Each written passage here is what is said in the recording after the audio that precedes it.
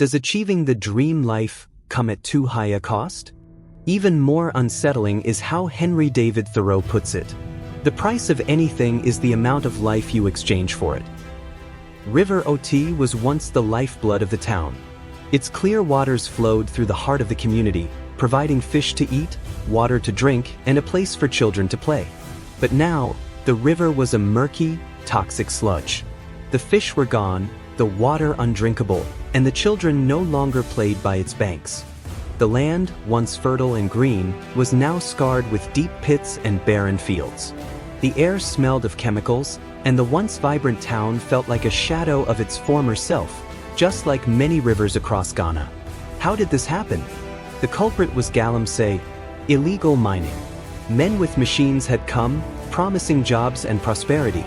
They dug deep into the earth, extracting gold and leaving destruction in their wake. The townspeople protested at first, but powerful forces backed the miners. Those who spoke out were silenced, some with bribes, others with threats.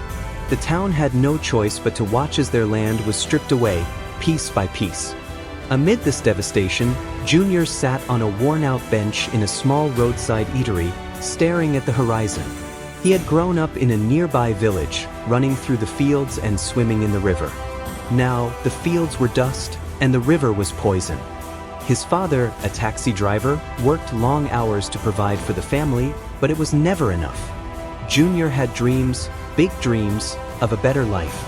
He had worked hard, earning a degree in IT and finance, hoping it would be his ticket out. But after graduation, reality crushed him.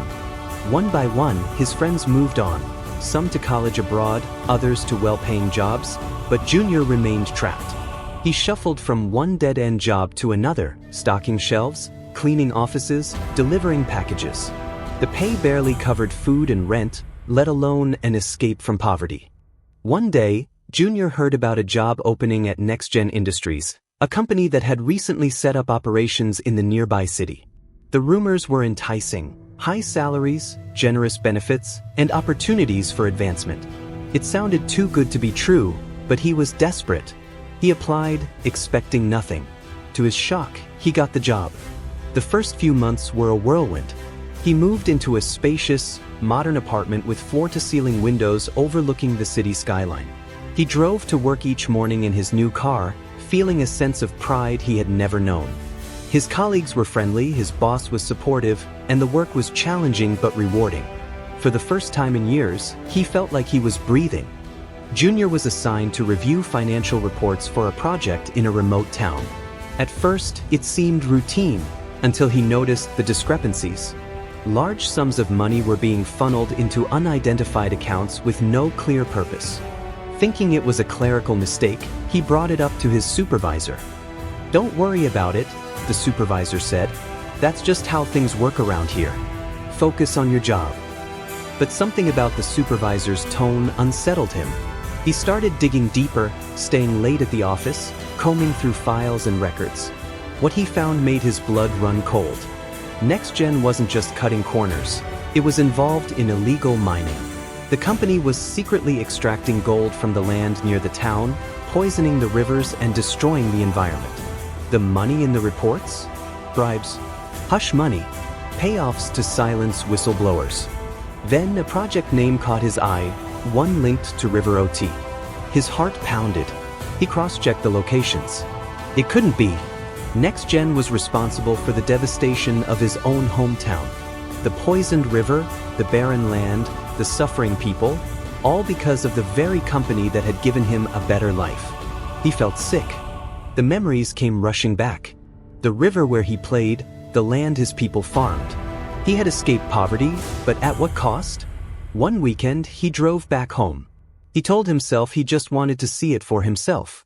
What he found shattered him. The town was worse than he remembered. The river was very dirty with sludge. Children played in dusty streets instead of by the water. Farmers sat helplessly beside their ruined crops. People spoke of mystery illnesses, lost jobs, and hopelessness. His people, his home. NextGen had promised progress. Instead, it had stolen everything. And he had been part of it. Junior couldn't eat, couldn't sleep. His apartment, car, salary, Everything was funded by the same company that had destroyed his town. How could he live with himself? But what could he do? If he stayed, he was complicit. If he left, he lost everything. Worse, NextGen doesn't seem like a company that lets people walk away. Considering the kind of illegal activities they're involved in, they could easily have him killed or made to disappear. Now, he stood on a rooftop looking over the city. His heart was heavy. He had to choose. Stay silent and keep his job and life? Or fight back and risk losing it all? What do you think is the right choice for Junior? Share your thoughts in the comment section below.